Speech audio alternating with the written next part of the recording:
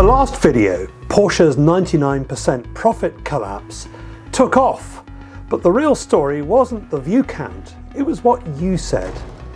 Because in those comments there were hundreds of ideas, smart, emotional, angry, passionate, from people who actually understand this brand. So this time we're doing something different.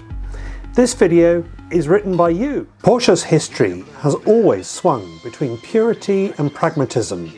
Every few decades it chases mass appeal, loses its focus and then fights its way back. And that cycle, soul, survival, success, drift, is exactly where we are again. In the early 90s, Porsche was in real trouble. Sales fell below 23,000 cars in 1992, the lowest in its modern history. The 911 was old, the lineup was tired, and a weak dollar turned every export into a loss. By 1994, Porsche was weeks away from solvency. And then came the Boxster, a clean sheet, mid-engined roadster that reminded the world why Porsche existed. Light, simple, affordable, it brought new buyers in and saved the company. A decade later, Porsche faced a new kind of crisis, success without growth. They couldn't live on sports cars alone, so they created the Cayenne. It worked. The Cayenne turned Porsche into a money printing machine, but it also changed the brand forever. The Cayenne saved the balance sheet, but diluted the bloodstream. And that's the irony. Every time Porsche saves itself, it loses a little of itself. Fast forward to now. The EU's CO2 targets force Porsche to electrify, whether or not customers want it.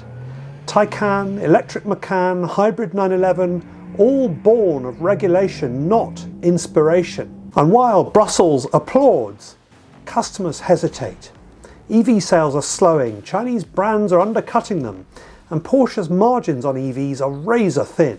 Since Porsche AG's IPO in 2022, it answers to new masters, the market. Growth targets, volume, compliance, all shaped by the group's balance sheet. Which raises the question, who is Porsche building cars for now?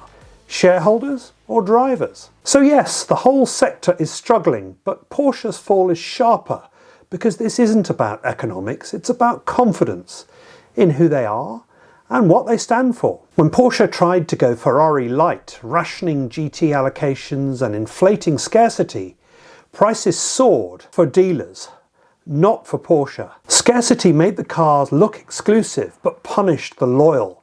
And now with base 992s costing supercar money, even diehards are walking away. When Porsche has lost its way before, the fix was never another SUV, it was clarity. And that clarity might be in your comments. That isn't nostalgia, it's demand. If Porsche dared to do less, to build fewer cars but build the right ones, it could lead again. One lightweight, driver-focused sports car under $100,000 could do more for the brand than 5 SUVs ever will. Let VW chase mass electrification. Let Audi chase luxury tech. Porsche should chase sensation. So here's where you come in again.